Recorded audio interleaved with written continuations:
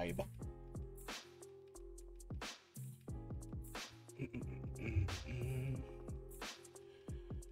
Alrighty, welcome to this episode of Tap 3 to Counter. This is episode 11, and we're going to be talking about the pre-release from March of the Machines. I'm Chris. I'm Josh. And I am not ready yet. Oh man, I didn't realize that I put my whole Chrome browser on there. It's not just the one window, because I'm stupid, so that's fun. Let's see everything. Yeah, I know, right? I know whoever goes first is gonna pick the most obvious freaking card for the for the dog. I don't know. I don't think so. Like I am like laser focused on a couple cards right now. Go for it. Unleash. Obviously, well, I mean, the fact that Elspeth is now an Archangel. Yes. Wow, does that look crazy? Although I'm a little underwhelmed with the effects, I'm not gonna lie. I said that on my post on TikTok. Yeah. Like, because create a 1/1 soldier creature token with lifelink is cool, I guess. And then put 2 1/1 counters on a target creature. It becomes an angel, an angel in addition to its other types and gains flying. And then recur all permanents with 3 or less mana value from the graveyard to the battlefield, which is cool, but that kind of limits what you can put in the deck if you want it to really pop. Yeah. That that low CMC. I'm really only thinking of like my Shrine deck. But I already have like 2 other recursions for Shrines, so like I'm not like jumping at the bit to put this in any deck. The other one that really popped out to me was Negate, just because of the art. Oh yeah, the Johnny getting cured. Yeah. Did anybody take a moment to mourn Melira? Because they sacked Melira in response to Pheresis. And then they took the Venser Spark from Karn, which they cured Nissa and Ajani, but there's nothing on there about Jace. So there's like wild speculation being done right now about what the hell happened to him. We should make a card that literally just says, "Where's Jace?" Where's Jace? Counters all spells you win the game. Oh god, no. But, yeah, I definitely like the art. You are correct. It's like he's going Super Saiyan armor. Mirrodin Avenged, 1 black, instant, destroy target creature that was dealt damage this turn, and draw a card. It's Karn holding up Elesh Norn's head. Like, wow. It's kind of amazing, I'm not gonna lie. I'm looking. I'm pulling these up on screen, by the way, so people can see them. I'm looking at this set, and the art just makes that one card's art makes me so happy. Right? Because Elesh Norn is kind of a dick. Like, I just imagine like us putting that in any one of our multicolored black decks, and going up against Trey's Elesh Norn deck, mono white. And being able to play that and just just absolutely iconic moment right there. Let's just play it in game. I'm gonna hold that just for Elesh Norn. I wholeheartedly agree with this. So if you could watch chat, by the way, because I have this pulled up and I can't look at both of them. Or I guess I could. Here, I'll do it. I wish I could. My keyboard is on the fritz. We are good. I put it on my 3rd screen. So I guess my first and most excited one, it was the Jelly Bean, but I'm not gonna lie, the Realm Breaker Ren combo. Yes. I really like this card. You get an emblem on the minus, which you can't ever anticipate you're going to get the emblem, but lands tap for any color first, +1 up to 1 target land you control becomes a 5, or let's say 3/3. Yeah, 3/3 elemental creature with vigilance, hexproof, and haste, and it's land. The mill 3 cards, you may put a permanent card from the milled cards into your hand. So it's like pseudo draw, Wow. pseudo creature creation, and then on the emblem you can cast lands and permanents from your graveyard, which basically makes your graveyard your freaking hand. That's absolutely insane, especially for 3 mana. Right, because you can mill yourself Wow. into a massive grave hand, like, and then oh my god, it's just this. I'm gonna put this in like everything that has green. I mean, yeah, like that early, you're popping out, hey, I'm gonna make one of my lands and a 3/3 elemental at least as a blocker. Immediately pump him up to 5, and honestly, I'm just gonna keep doing that until I get that emblem. Right, I mean, Screw my lands. well, because it's a color correction as well, so I can put this in my Wooburg Planeswalker deck and Yeah. tap for any No, color. Like that's yeah. turn 5. Like I'm cruising if this was in my opening hand. Yeah. And Honestly, I had a slow ramp. Yeah, that's if you have a slow ramp, which you never do in green.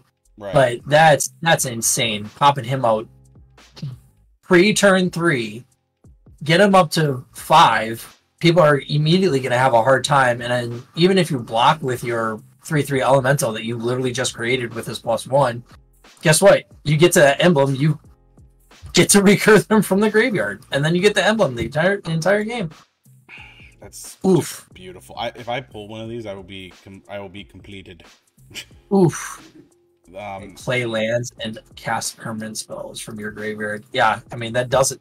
You can't not put that in Super Friends, because any Super Friends that get destroyed, you get to just recur them. right, because I'm gonna be proliferating my ass off. So if I get this out early, I'm 100% getting this emblem. You know what's funny is all the ones that I like, with the exception of 2 or 3, are planeswalkers. So, the Chandra Hope's Beacon. I posted a post about this because this was one of the first cards they leaked. Okay. But basically, she's for 4 and 2 red. Whenever you cast an instant or sorcery spell, copy it. This is like not one of her abilities; it's just static. Wow. You may choose new targets for the copy. This only triggers once per turn. So, in essence, you get a free double cast every turn. Her +2, add 2 mana of any color combination. Her +1, exile top 5 until end of turn. You may cast instant or sorceries from among those cards. So basically, exiling or impulse draw for instant sorceries. So for spell slingers, this is great. And then -X deals X damage to up to 2 targets. So if you're proliferating, once again, if in my Super Friends deck, this is a win condition. Yeah, I mean, and you're immediately copying all your proliferation spells too. Right, so I'm dual proliferating, so I'm getting, oh my god, the value between just those 2 cards makes this entire set.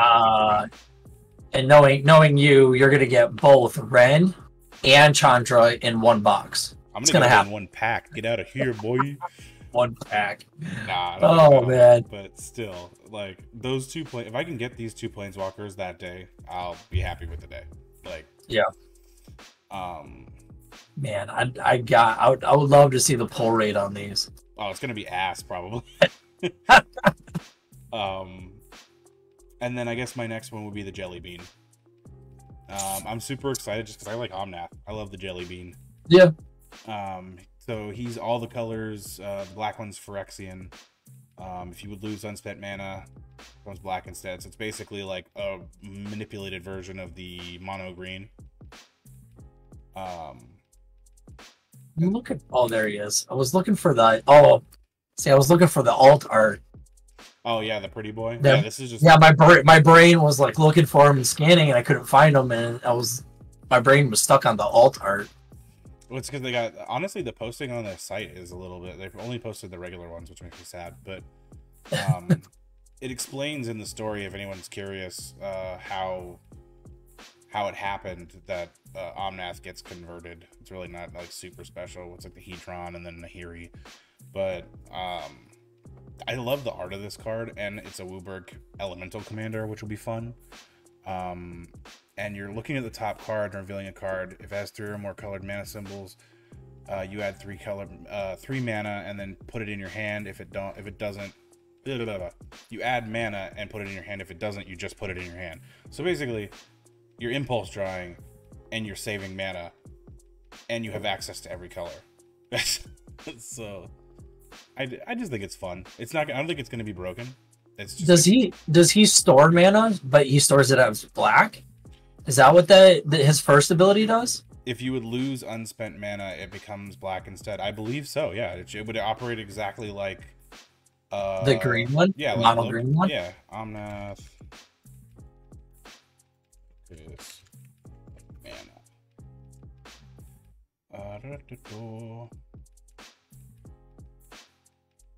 You don't lose unspent green mana as phases. It's worded differently.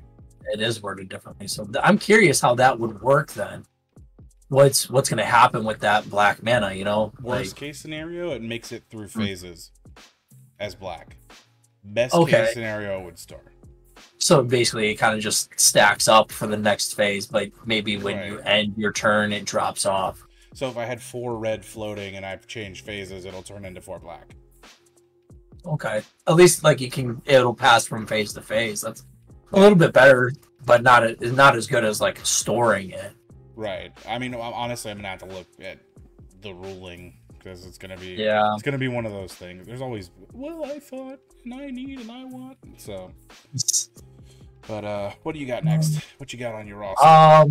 Zergo and Ojutai, the Jeskai, Orc Dragon. Fucking Jeskai, Jesus. Man, I love Jeskai. I'm just enjoying it lately. So he kind of jumped out at me just because of the Jeskai. I was like, let's take a look at this. Flying Haste 4/4 for 2 pip or 2 colorless and Jeskai. He is hexproof as long as it entered the battlefield this turn. Whenever 1 or more dragons you control deal combat damage to a player or battle, you look at the top 3 cards of your library, put 1 of them into your hand, and the rest on the bottom of your library in any order. You may return 1 of those dragons to its owner's hand. Interesting. So look at the top 3, put 1 of them into my hand, and the rest on the bottom of my library. You may return 1 of those dragons to its owner's the dragons that dealt damage. So you can bounce Zergo back to his hand and then cheat him out again. So basically the way you break this is if you have a lot of ETB kind of stuff, you can just it'll give him back to the hand. It'll give him hexproof forever, flying and haste. So you basically cheat him out with a Quicksilver amulet and then on damage bounce him back to your hand. So you're cheating him out for 4 every turn, dealing 4 commander damage unless they can stop it. Yeah. And it's hexproof, so they can't do anything about it. Yeah, well, flying haste. They can, as long as like you can cheat him or sneak him through with the flying. Yeah. Yeah, that's interesting. I like that. He's gonna be busted probably. Honestly, a lot of cards in this set are gonna be busted. They're gonna break the game a couple of times. And then the Thalia and the Gitrog monster. I just thought it was funny that somebody's actually on the Gitrog. Yeah, I mean it's I think those colors are colors I literally never build into the combination of the 3. What is that color? What's that color called? I don't even remember because I don't use it. Man. It's 1 colorless, white, black, green. First strike, Death Touch 4/4. So that's already scary as a commander, because even a blocker immediately dies and this thing just continuously survives. You may play an additional land on each of your turns. Creatures and non-basic lands your opponents control enter the battlefield tapped, because that's not broken. Whenever Thalia and the Gitrog monster attacks, sacrifice a creature or land, then draw a card. Oof.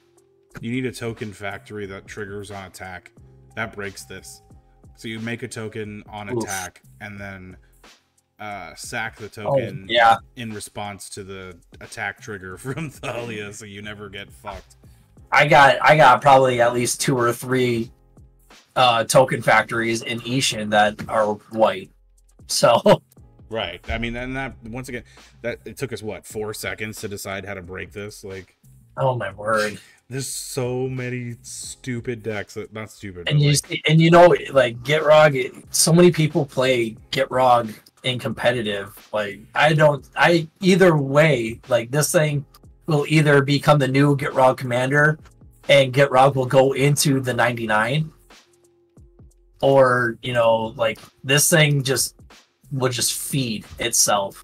That can be broken really easy. you know, the stupidest part of this card is the third paragraph. The creatures and non-basic lands your opponent control enter tapped. Oh. I hate that. Non-basic lands. It's like the Urabask, or the Scalding Tarn. Don't talk about my Scalding Karn. Oh man. Or Karn. Jesus. Enters tapped. Enters tapped. God. Oh man. That brings me so much pain. What's your next one? Let me see what I got. It's a equipment that I'm super excited about.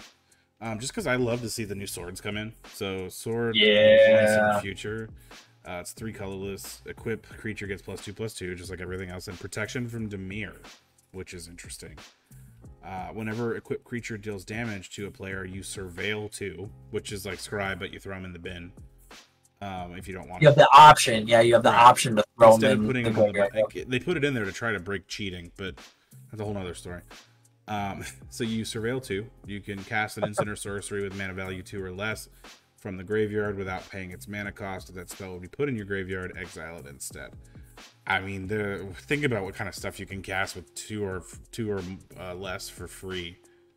Like, you could build a whole deck around this damn card. Yeah, Like, you really can. I mean, that just you put this in. Let's just say elves. Yeah, elves. Dude, elves are low CMC. You bet cheating yeah. mad value. Yeah. Well, I mean, but you're looking at instants and sorceries though with less than. Well, yeah, this is true, but I mean, all the support stuff in there is pretty cheap. I'm thinking Kess because then I don't have to pay the cost for the tutor that I just played. You pay for Vampiric Tutor, and then it goes in the bin, and then you go get this thing, and then throw it on her, go to combat. Is it attack trigger? No, yeah, when it deals damage. Okay, so you deal damage with Kess, and Kess is flying. Deal damage, surveil, and then immediately cast the tutor that you just put in the bin for free instead of having to pay her cost again. See, I like it and don't like it for Kess, just because I don't want protection from 2 of my 3 colors, because then I can't use protection spells of black to save her. Okay. Like, I can't Undying or, any of that. Slip out the back, stuff like that. Right, so I'm not going to be able to... Yeah. She's 100% going to die. Like... Because I'm protected from all of my own stuff except for red, which is the one that destroys stuff. Yeah, that would be It would be an interesting play. Yeah, well, I mean, it's buildable. Obviously, it goes too. Like, it just depends on if you thought of it that way. Like, you would need. I can't honestly off the top of my head. I don't even know how you would protect her. You probably just let her go and then try to get her to your hand or something. Maybe recur her from the bin after the fact. Leave her in the grave. Yeah, could do that. That's always dangerous, though. Yeah. Ask somebody about me. Somebody counterspells your recursion, and you're just, oh no. It's just in there forever. Forever. Oh, man. What else you got, bud? Oh, let's take a look at our Tamir. Let's see. Borborygamos and Fibidaba. He's a homunculus. I love it. I just love his name. That's awesome. 2 colorless and Tamir. Whenever Borbo, we're just gonna go with Borbo. Call him Bob. Bob. And just choose the battlefield or attack. Draw a card. Then you may discard any number of land cards. When you discard 1 or more cards this way, Bob, deals twice that much damage to target creature. And then you can pay 1 colorless and 1 blue, put Bob into its owner's library, 3rd from the top. I don't see him being a commander. This is so easy to break too. Crucible of Worlds lets you play lands from the graveyard, so you can throw them away to do stupid damage and then just them anyway. Oh my god! Honestly, this one would be a little more of a complicated build. Yeah, I don't think I would make him a commander though, because I mean, I guess you could easily save him by paying the 2 and just throw him into your library real quick if you're like in need of protection. I do like that. It's similar to Kagula. If you bounce a human to your hand, he gets indestructible. Honestly, that one's better, but you know, I like things like that where you can pay pump on the card to do something to save your thing.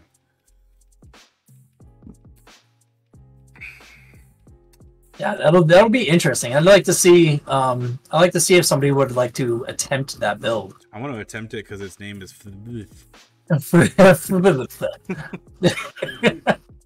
it's FBLTHP.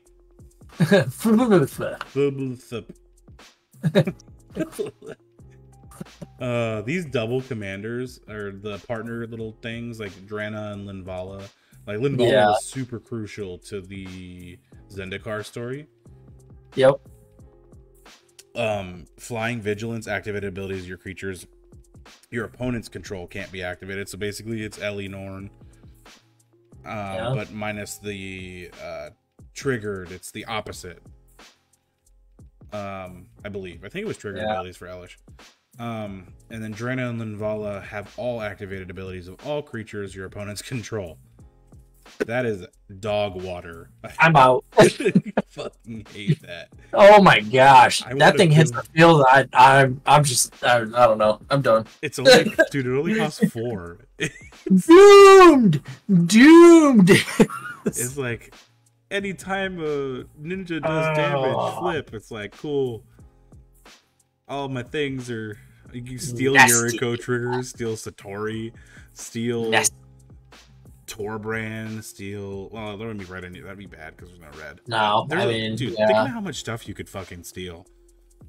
Has all activated abilities of all creatures your opponents control. You may spend mana as though it were mana of any color to activate those abilities. Like, do I need a Bloom Tender for a minute? Sure, I'll borrow yours. Bing. Does that work on and off the field? So, like, if you're playing against a Yuriko deck, what does that?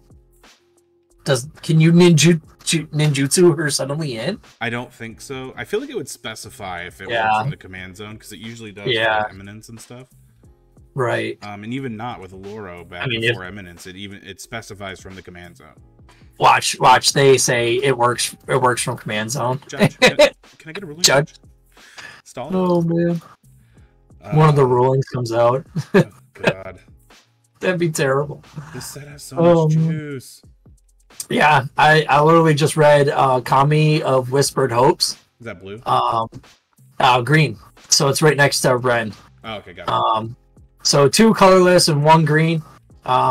It's a spirit creature 1/1. If 1 or more 1/1 counters would be put on a permanent you control, that money +1, +1/+1 counters are put on that permanent instead. Which we see that all the time in the pods that we play. But here's the big kicker. Tap him, add X mana of any 1 color where X is Kami of Whispered Hope's power. Broken. Bro. Dude, there's a commander that does this too, and this goes in the 99 of that. It's an elf commander, the one we CEDH, the one Carl played, CEDH. Okay.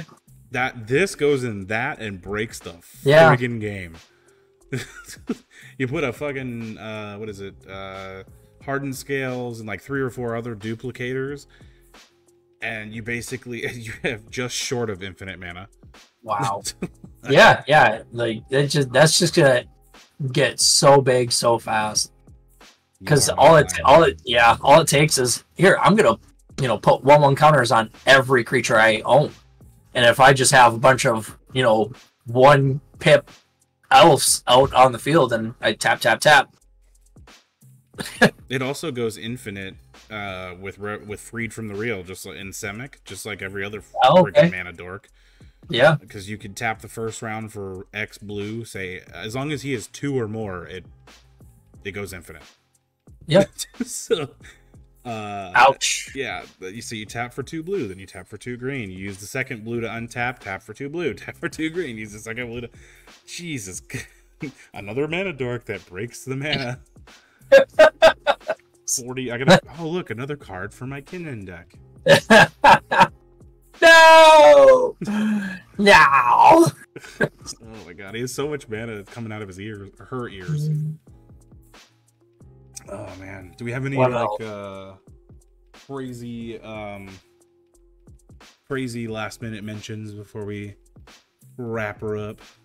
Wait, I don't know. Which one do you want to talk about? There's Elish Norn, Gitaxis, Itali. I mean, they're all. Atali is the one we needed to talk about. Thank you for reminding me. Scary. Dude, the Elish Norn is honestly garbage, in my opinion. Is she? Okay. Yeah, it's a burning tire fire. It says whenever a subversive opponent controls deals damage to you, or a permanent you control, that controller loses 2 life unless they pay 1. I don't want you to pay out of my stuff. Gross. And then it has a Saga on the back that's also garbage. Okay. And then there's a Heliod that I'd like to check out because he's the Phyrexianized Heliod. Which actually, interesting enough, there's a theory that Gideon is going to take Heliod's place because all of Heliod's followers in the Theros area. Oh. Yeah, in Theros, there has to be a god for each color, and because Heliod theoretically dies, actually not theoretically, they stab him in the neck. Because he dies, there's a hole, which means anyone who's worshipped can take that place. So they're thinking Gideon might take his place, which would be really cool. But that's a whole sidebar. The Jin-Gitaxias is kind of trash, I think. I mean, whenever you cast a non-creature spell with mana 3 or greater, you draw. And then exile Jin-Gitaxias, return to the battlefield as the fucking other side. And it's just draw shit. And then the last one is you may cast any number of spells from your hand for free. It's like if I wanted that, and I could do it faster with Omniscience. Okay. So, but Atali. Okay. Let's talk Atali. Yeah, Atali is going to be, I think, the most broken out of everything that you just mentioned at this point. It's a better Blightsteel because not only does it deal so on the backside, screw the front. It does Atali shit on the front. It's still the same thing, basically. But on the back, it's trample and indestructible. Whenever it deals combat damage to a player, meaning it dealt damage. It doesn't have infect. It dealt 11 damage and 11 poison counters. So even if you're holding the one... Yeah. Wow. So even if you're holding a way to stop poison counter death, it doesn't matter because you still took 11 fucking damage.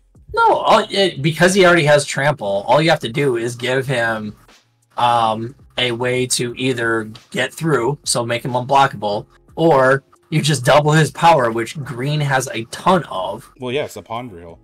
Yeah, and then might as well just throw in Myriad.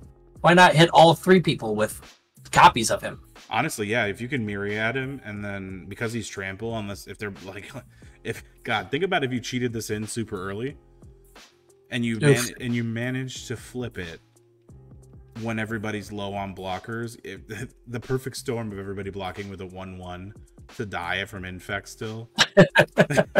I know that's super rare. No one should build thinking that that's going to happen, but that'd be super fucking satisfying. Yeah.